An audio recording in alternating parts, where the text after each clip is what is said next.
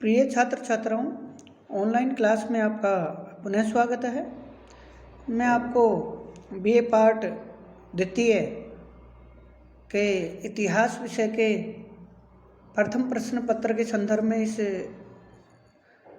Online class में हम चर्चा करेंगे अलाउद्दीन खिलजी के प्रशासनिक और सैनिक सुधार पार्ट 2। मैंने आपको पहले वीडियो में बताया कि अलाउद्दीन खिलजी ने एक विस्तृत साम्राज्य, विशाल साम्राज्य स्थापित किया और वो इस साम्राज्य को स्थापना का श्रेय उसकी सैनिक व्यवस्था को जाता है। जो विशाल स्थायी सेना उसने स्थापित की, उसके दम पर उसने एक विस्तृत साम्राज्य का निर्माण किया। दूसरी कि उसकी जो साम्राज्य, इतना विशाल साम्राज्य था, उसको जो स्थायित्व दिया उसने, जो व्यवस्थित और संगठित रूप दिया, उसके पीछे उसकी कुशल प्रशासनिक योग्यता महत्वपूर्ण थी। जिसमें हम बात करते हैं पहले सुल्तान, मंत्री परिषद, फिर विभिन्न विभाग जिनमें दीवान वजारत, दीवान आरिज जो सैन्य विभाग था, दीवान वजारत वजीर का विभाग था, दीवान रसालात विदेश विभाग, दीवान इंसा पत्र व्यवहार विभाग, सदर उस सुदूर धर्म और आचरण पर निगाह रखने वाला, उन्नति में योगदान देने वाला विभाग है, काजी उल कुजात का विभाग, दरोगा डाक चौकी विभाग, गुप्तचर व्यवस्था, इनकी हमने चर्चा की। हम आगे बात करते हैं जैसे आर्थिक स्थिति के संदर्भ में बात करते हैं, अर्थव्यवस्था। वैसे तो विस्तार से जो अलाउद्दीन खिलजी की बाजार नियंत्रण की नीति है वो मैंने आपको अपने अलग वीडियो में बता दी है। पीडीएफ फाइल भी उसकी मैंने आपको नोट्स बना के भी डाल दिए हैं। तो इसमें उस पर बाजार नियंत्रण की नीति पे हम चर्चा नहीं करेंगे। हम जो राजस्व व्यवस्था जो है उसके संदर्भ में बात करेंगे कि राज्य की आय के क्या साधन थे, क्या स्रोत थे, कौन कौन से कर थे। अलाउद्दीन खिलजी ने आर्थिक सुधारों में महत्वपूर्ण सुधार किए। उसने जो मिल्क, वजीफे, इनाम, वक्फ आदि जो धार्मिक अनुदान थे वो अलाउद्दीन खिलजी ने समाप्त कर दिए और जो मध्यस्थ वर्ग था, खुद मुकदम चौधरी, उनके विशेषाधिकार समाप्त कर दिए और भूमि की पैमाइश के आधार पर, मसाहत जो पद्धति थी उसके आधार पर उसने भूमि की किस्म के आधार पर भूमि कर निर्धारित किया जो 1/2 यानी 50% था। राज्य की आय के प्रमुख स्रोतों के संदर्भ में हम पहला बात करते हैं उस्र। उस्र जो था वो भूमि कर था, जो किसानों से नगद या अनाज दोनों में लिया जा सकता था। लेकिन अलाउद्दीन खिलजी भूमि कर अनाज के रूप में लेना पसंद करता था, जो 1/2 अर्थात 50% निर्धारित था, जो अलाउद्दीन खिलजी से पहले 1/3 हुआ करता था। लेकिन सैनिक आवश्यकताओं की पूर्ति और धन की प्राप्ति के लिए अलाउद्दीन खिलजी ने करों को बढ़ाकर 50% यानी 1/2 कर दिया। उस्र के बाद खम्स, दूसरे प्रकार का जो महत्वपूर्ण कर था खम्स, ये था लूट का भाग। अर्थात जब सैन्य अभियान होते थे, एक राज्य से दूसरे राज्य पर आक्रमण किए जाते थे, तब जो विजेता सेना को जो धन प्राप्त होता था, जो लूट का माल प्राप्त होता था, उसके बंटवारे का हिस्सा ही खम्स कहलाता था। तो पहले जो अलाउद्दीन खिलजी से पहले व्यवस्था थी वो ये थी कि 20% तो राजकीय कोष में जमा होता था, यानी शासक को प्राप्त होता था, राजकीय कोष में जमा होता था सुल्तान को। लेकिन और 80% है, यानी 5वां भाग तो राजकीय कोष में और 4/5 अर्थात 80% जो हिस्सा था वो सैनिकों में बांट दिया जाता था। लेकिन अलाउद्दीन खिलजी ने उल्टा कर दिया, 80% राजकीय कोष में और 20% सैनिकों को दिया जाना निश्चित किया। तीसरा था जकात, जो प्रत्येक मुस्लिम से उसकी आय का 40वां भाग अर्थात 2.5% ये कर लिया जाता था। चौथा जजिया, ये एक महत्वपूर्ण कर था। धन प्राप्ति की दृष्टि से इसकी अहमियत नहीं थी, बल्कि इस कर को निर्धारित करने का, लेने का जो कारण था, उद्देश्य था, वो ये था कि मुस्लिम राज्य में किसी भी गैर मुस्लिम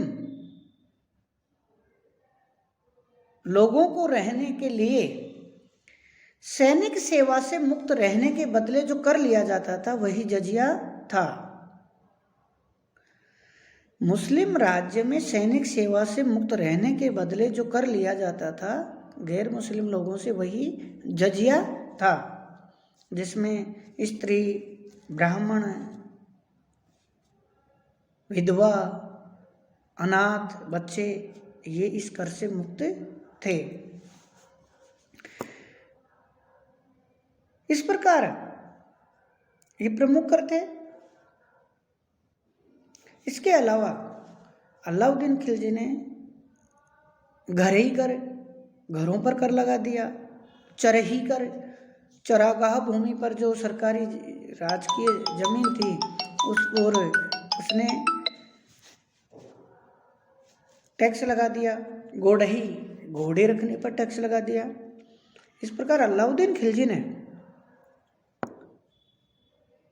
अपनी आय को बढ़ाने के लिए विभिन्न प्रकार के कर लगाए।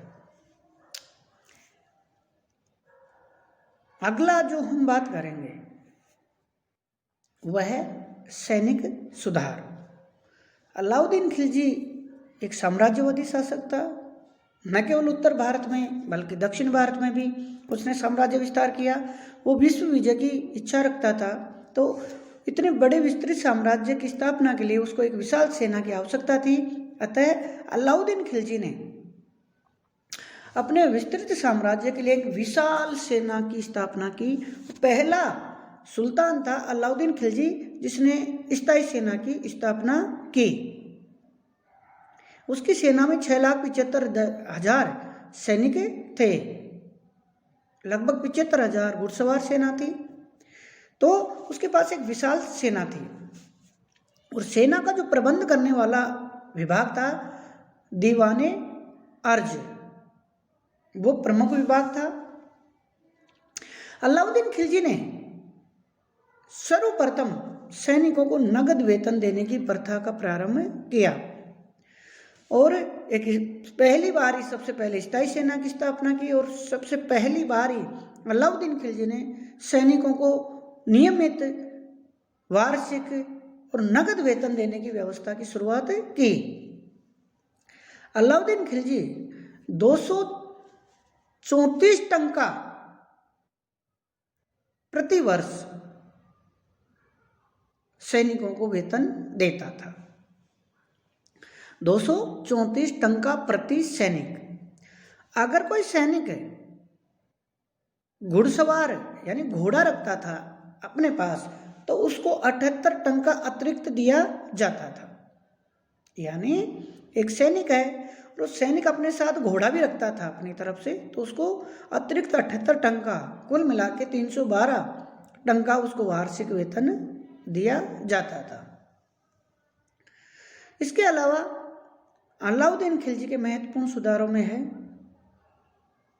सबसे महत्वपूर्ण जो सुधार थे, मौलिक रचनात्मक दृष्टि से, वो था सैनिकों का हुलिया लिखने की प्रथा का प्रारंभ।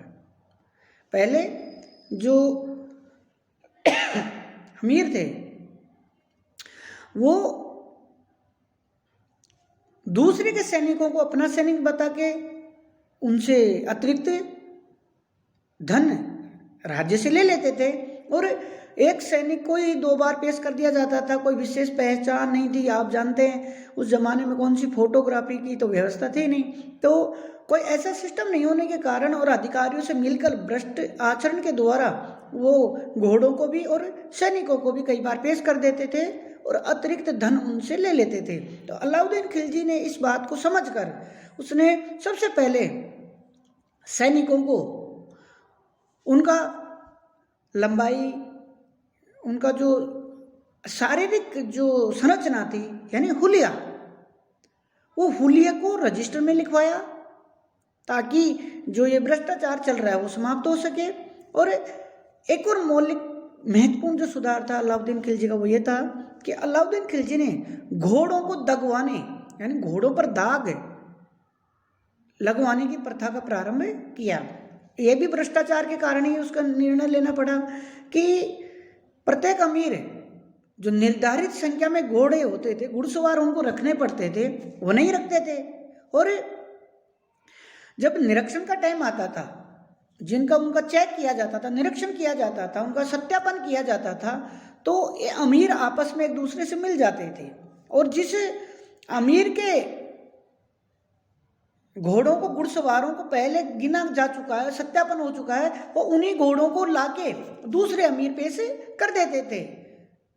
यानी ये भ्रष्टाचार था सीधा सा। और आपस में मिलकर धन एक दूसरे से शेयर कर लेते थे और राजकीय कोष को चूना लगाते थे जबरदस्त।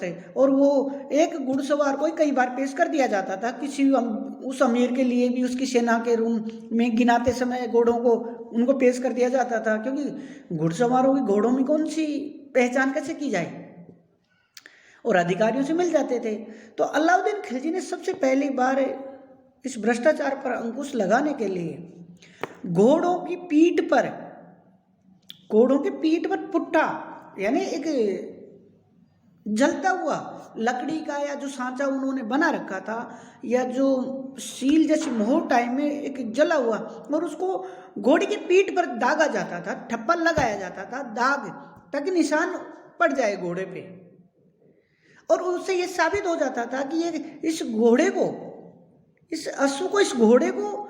पहले ही पेश किया जा चुका है, तो उसको दोबारा निरीक्षण में, भौतिक सत्यापन में, निरीक्षण में पेश नहीं किया जा सकता था। तो ये उसकी बहुत मौलिक रचनात्मक सुधार है अलाउद्दीन का, कि अब अमीर उस घोड़े को दोबारा नहीं पेश कर सकते थे। साल में एक बार जब निरीक्षण हो गया तो उसको जब दूसरी बार अगले साल जब फिर निरीक्षण होगा, उसको फिर लाया जाएगा, जिस अमीर का वो घोड़ा है संख्या गिनी जाएगी, तो दूसरा पुट्टा उसके बगल में फिर लगा दिया जाता था। तो ये तय हो जाता था, स्पष्ट हो जाता था कि ये घोड़ा पिछली साल भी दागा जा चुका है और इस बार भी इसका निरीक्षण हो चुका है, तो उसको दूसरा अमीर उसको आपस में भ्रष्टाचार मेल मिलाप करके उसको पेश नहीं कर सकते थे। तो ये अलाउद्दीन खिलजी की बहुत ही मौलिक देन थी।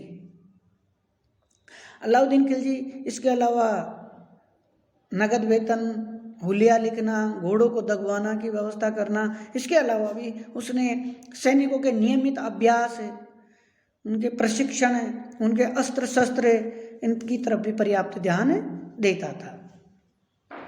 हम न्यायिक व्यवस्था की बात करते हैं तो अलाउद्दीन खिलजी ने न्याय व्यवस्था में वो समानता का व्यवहार करता था, और जो राज्य में काजी हुआ करते थे वो सुल्तान को न्याय में सहयोग करते थे, और जो प्रधान, जो मुख्य सुल्तान के बाद जो प्रमुख न्यायिक जो अधिकारी होता था, जो न्याय में सहयोग करता था, न्याय प्रदान करने में, वो था काजी उल कुजात यानी प्रधान काजी का कार्यालय जो दिल्ली में होता था।